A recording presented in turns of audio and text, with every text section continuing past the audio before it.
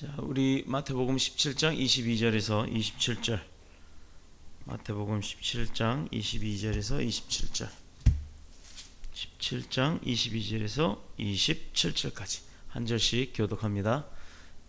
갈릴리에 모일 때 예수께서 제자들에게 이르시되 인자가 장차 사람들의 손에 넘겨져 가버나움에 이르니 반세기를 받는 자들이 베드로에게 나와 이르되 너희의 선생은 반세기를 내지 아니하느냐.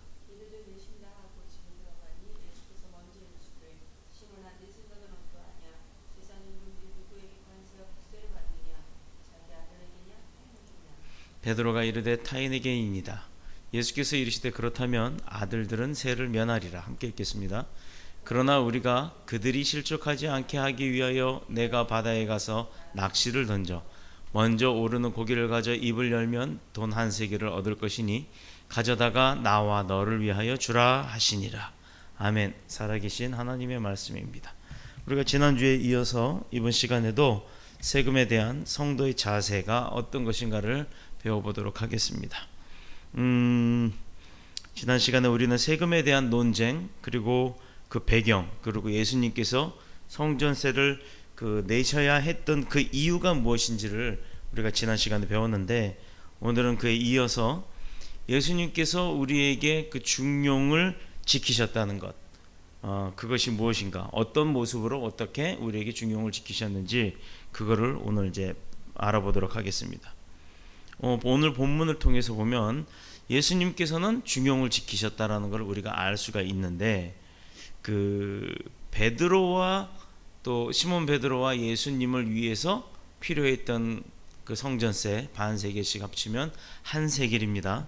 그 꼭 한 세겔이에요. 뭐 더도 덜도 말고. 그런데 아마 우리가 그 예수님께서 가지신 능력을 만약에 우리가 가지고 있다 그러면 그 물고기 입에서 한 세겔만 얻는 게 아니라 한 100세겔, 1000세겔을 얻어서 우리 욕심에는 그 가난한 사람들이나 그 성전 앞에 기다리고 있다가 돈 없어서 못 들어오는 사람들 있으면 그냥 그 사람들에게 막 나눠주고 싶은 게 마치 예수 그리스도의 사랑, 뭐 복음 전달, 뭐 그렇게 구제라는 명목하에 아마 그러고 싶은 게 아마 요즘에 우리의 마음일 수도 있습니다.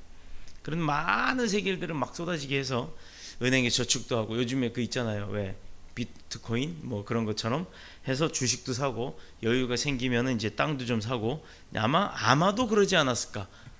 그냥 그 세겔 하나만 필요한 게 아니라 수도 없이 막 그냥 물고기들이 물고 나오게끔 그렇게 하지 않았을까. 예수님의 능력을 나를 위하여 만용으로서 또 과욕으로 사용하지 않았을까 하는 생각도 해봤습니다. 근데 예수님은 그럴 수 있는 분임에도 불구하고 그러지 아니하고 딱 필요한 한 세겔만을 구하셨다 이겁니다. 능력이 있는 분이신데도 불구하고 그 능력을 남용하지 않았다라는 겁니다. 꼭 필요한 곳에 필요한 만큼만 쓰셨다는 겁니다. 그 능력을 통해서 예수님 스스로가 예수님을 위해서 또는 예수님 제자들을 위해서 예수님의 추종자들을 위해서 그것을 쓰지 않았다라는 거예요. 그렇게 하지 않았다는 겁니다. 능력을 함부로 사용하지 않았다는 겁니다. 우리가 성경을 보면 예수님께서 행하셨던 기적은요, 어떠한 사역이나 어떠한 역사를 보더라도 예수님 자신을 위해서 쓴 것은 단 1도 없다라는 겁니다. 한 번도 예수님 스스로를 위해서 그 능력을 사용하신 적이 없어요. 왜냐? 결론적으로 보면 예수님이 이 땅에 오신 목적이 우리들을 위해서 오셨기 때문에 그 능력자이고 권능자임에도 불구하고 본인을 위해서는 아무것도 쓰지 않은 건 결론적으로는 우리 제자들의 모습, 백성들을 위해서 그 능력조차도 쓰셨다라는 겁니다.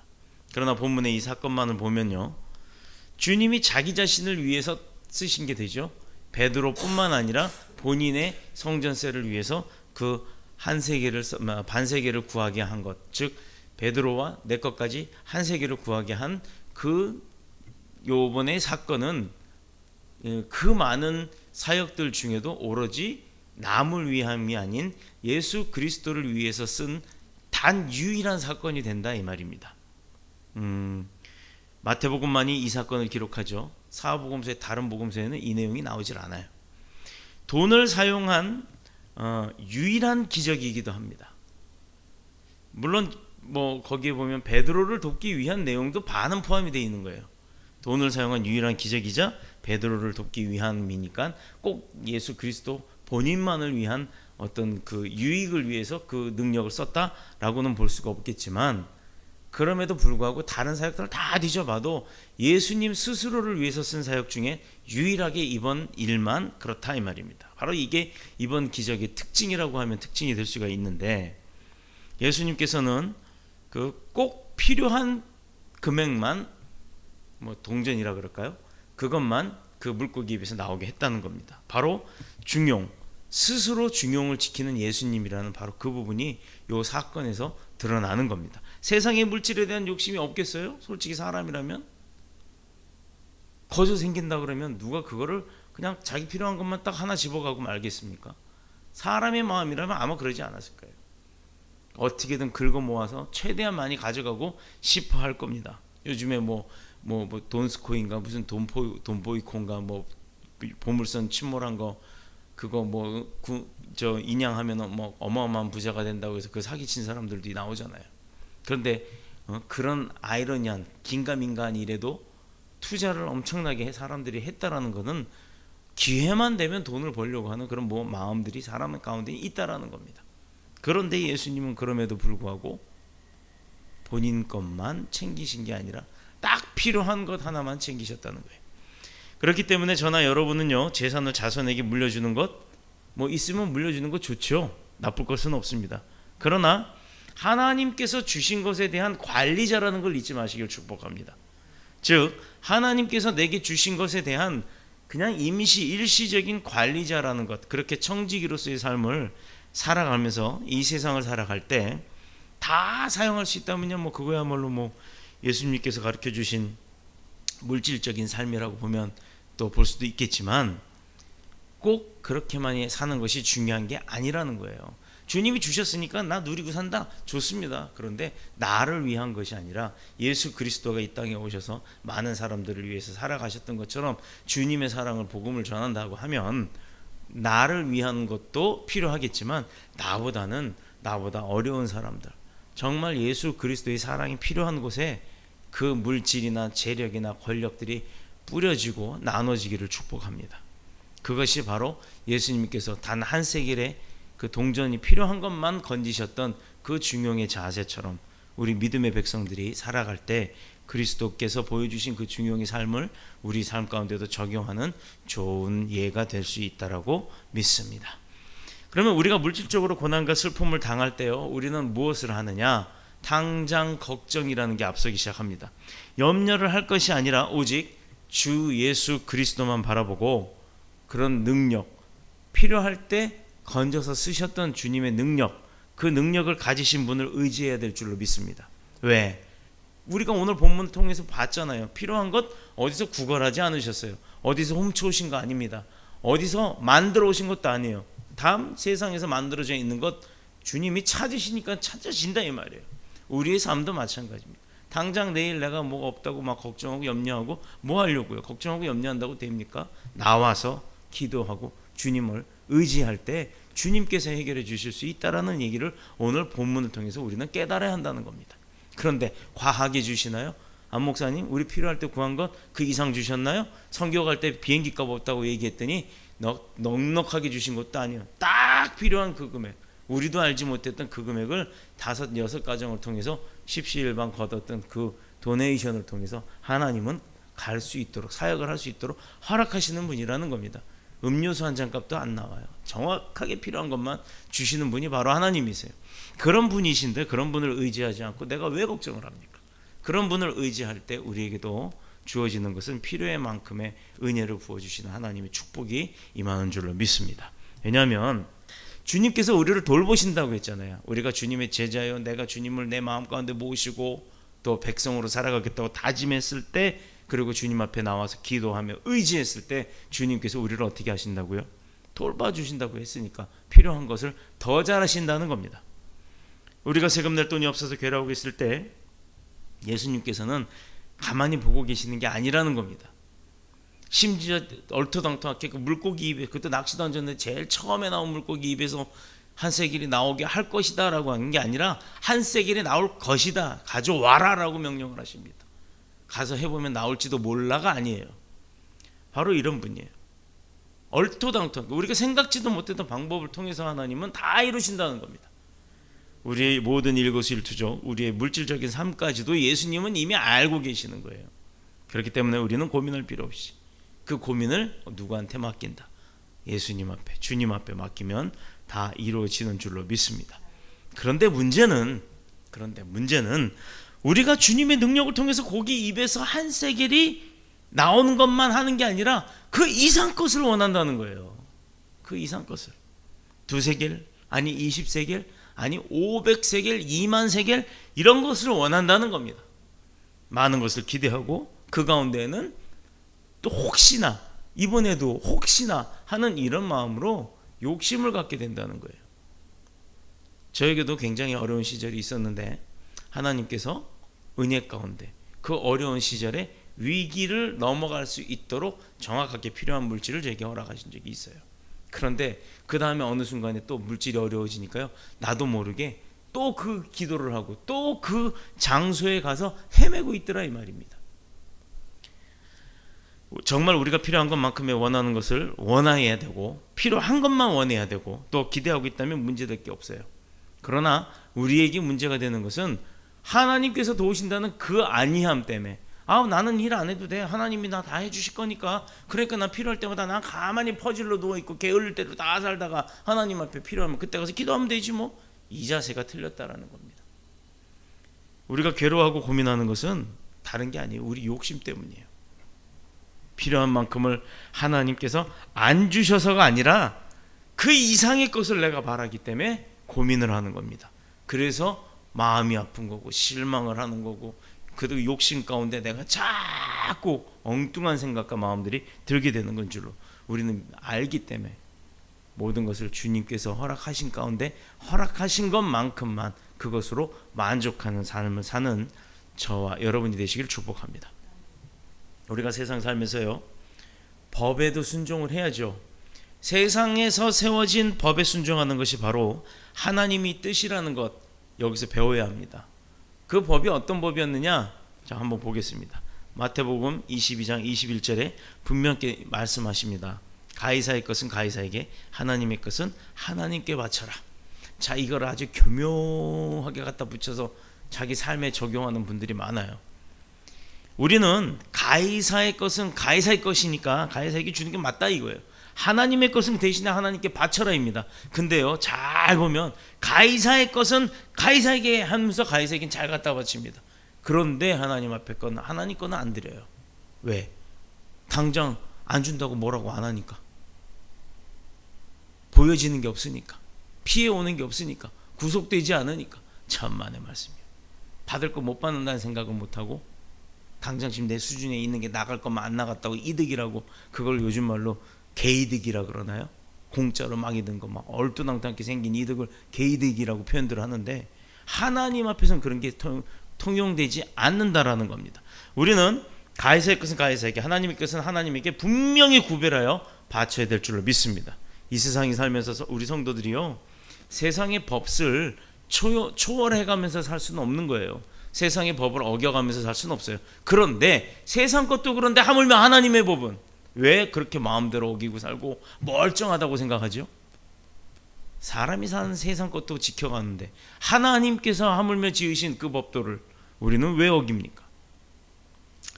이 세상의 법에 순종한다는 것은요, 결국 개인의 안전을 위해서 그것을 굉장히 중요하게 여기는 거예요. 하나님의 공의를 이 세상이 실천하는 길이기도 합니다. 어떻게 보면 하나님께서도 이 세상을 만드셨고 그 세상 가운데 사람들의 지혜를 주셨고 그 사람들의 지혜로 율법을 만들었으니까요. 그런데 사도 바울도요, 세금에 대해서 로마서 13장 6절 그리고 7절에 다음과 같이 말합니다. 너희가 공세를 바치는 것도 이를 인함이라. 저희가 하나님의 일꾼이 되어 바로 이 일에 항상 힘쓰느니라. 모든 자에게 줄 것을 주되 공세를 받을 자에게 공세를 바치고 국세를 받을 자에게는 국세를 바치고 두려워할 자를 두려워하며 존경할 자를 존경하라. 해야 할 거를 해라 이 말이잖아요. 그러면 세금은 과연 내야 되냐? 내야 되는 게 맞는가?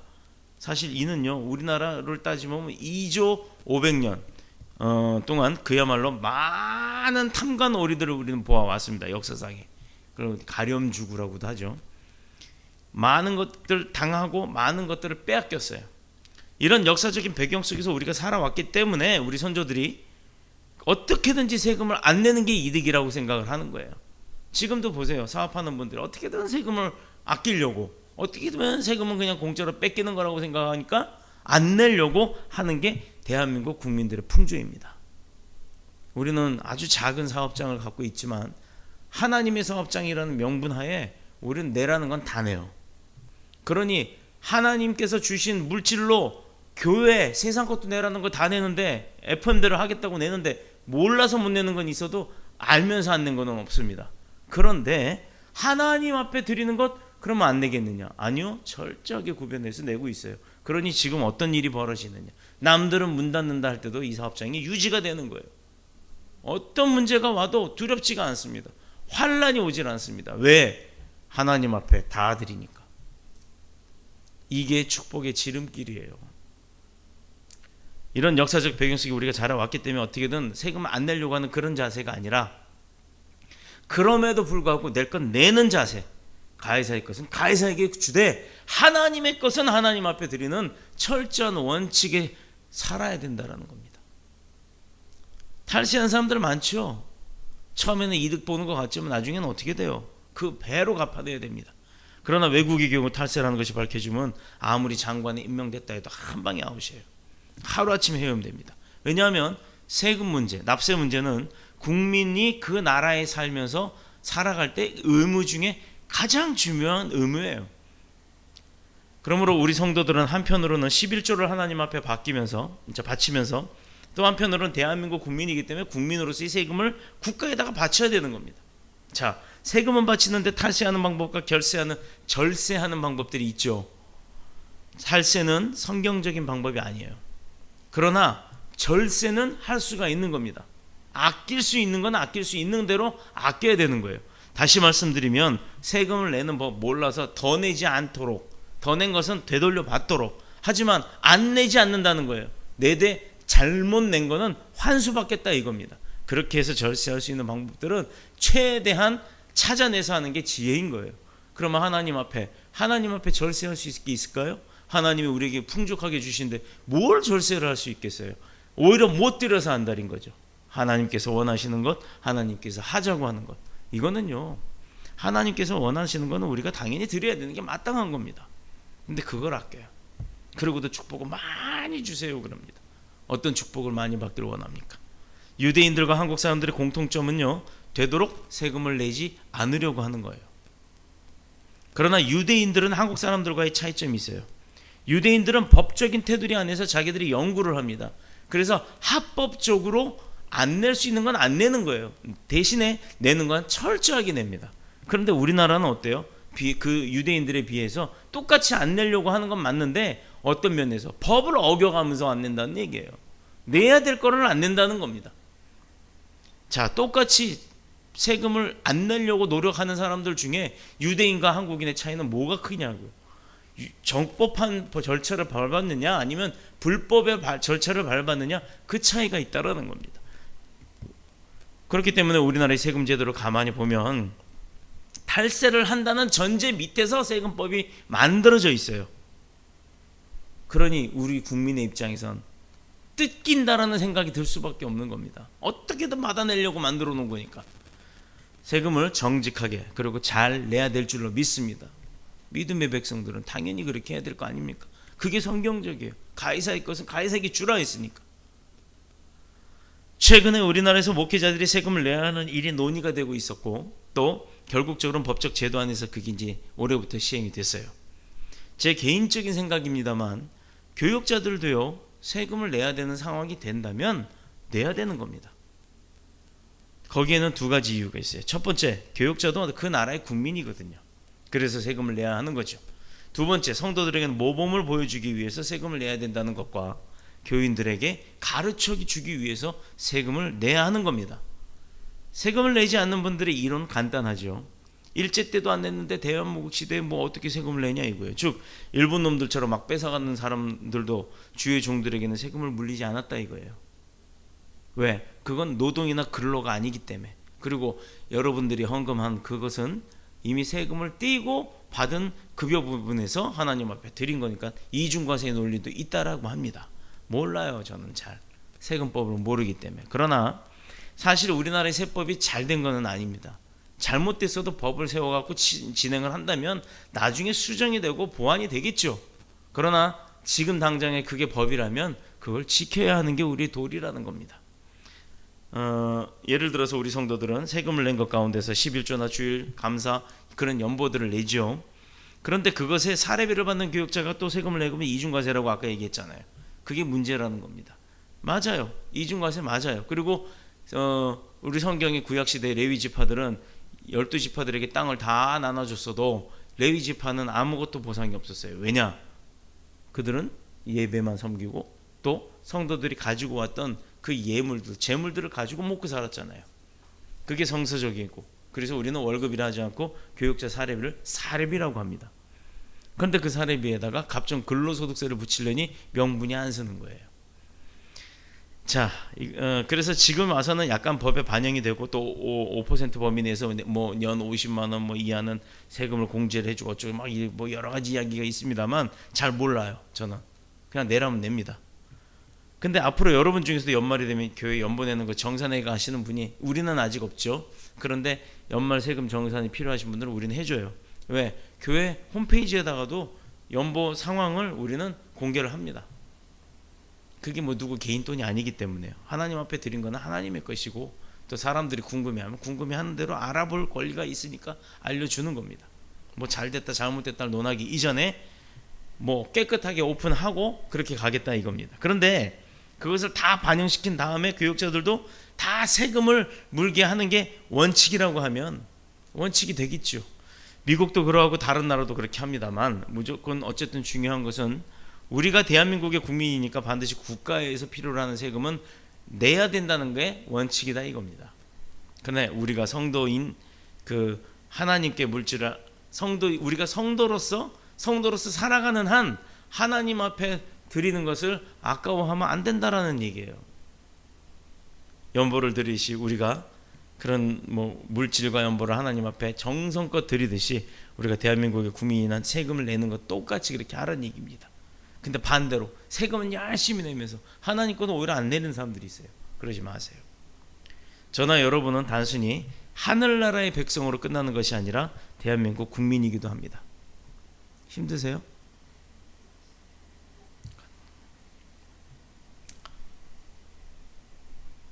성경의 세금 문제에 대해서 이렇게 많이 언급된 건 아닙니다만 중요한 두 구절이 있습니다. 그거는 꼭 우리가 기억을 해야 합니다. 본문 27절에 우리로 그들이 실족하지 않게 하기 위해서 이렇게 돼 있죠. 이거 오해하지 말아야 합니다. 세상 사람들과 충돌을 피하기 위해서는요, 오해를 주지 않기 위해 주님께서도 그 세금을 내셨던 겁니다. 또 하나는 마태복음 22장 21절에 가이사의 것은 가이사에게, 하나님의 것은 하나님에게, 이 말씀이에요.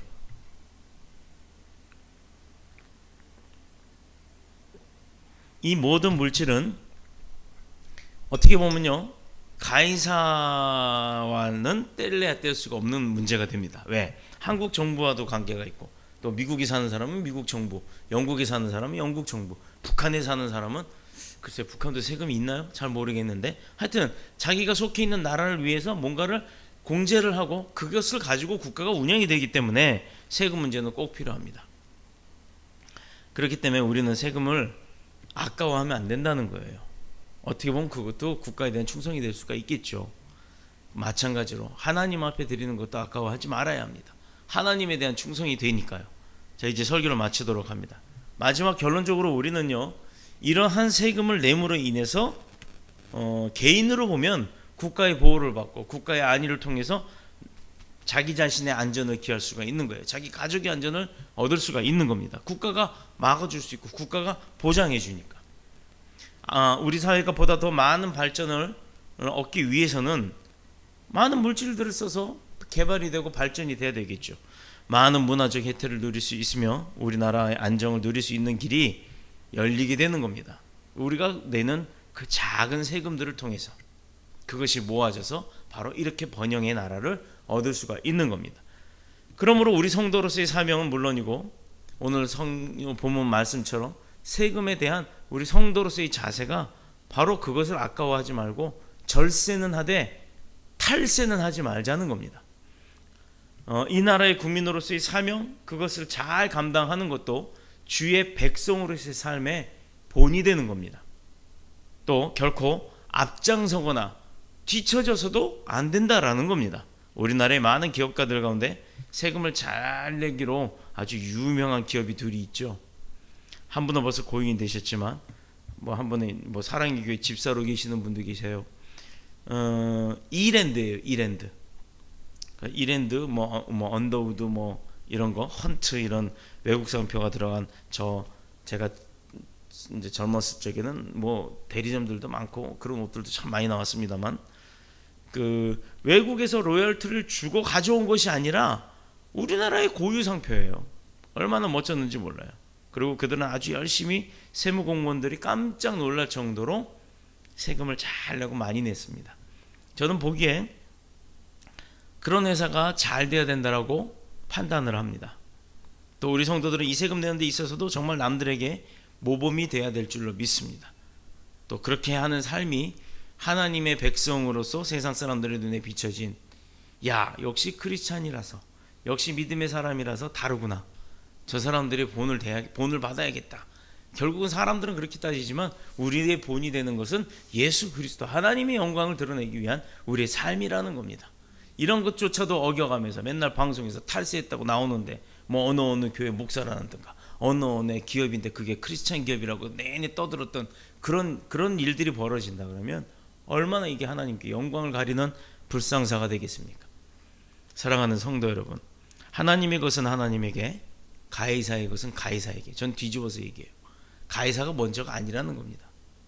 우리의 믿음도 그렇고 시간도 그렇고 삶도 건강도 물질도 다 하나님으로부터 받았기에 하나님의 것이라는 걸 인정하고 살아야 될 줄로 믿습니다. 그 이후에가 내가 속해 있는 나라의 것입니다. 가이사의 것이 되는 겁니다.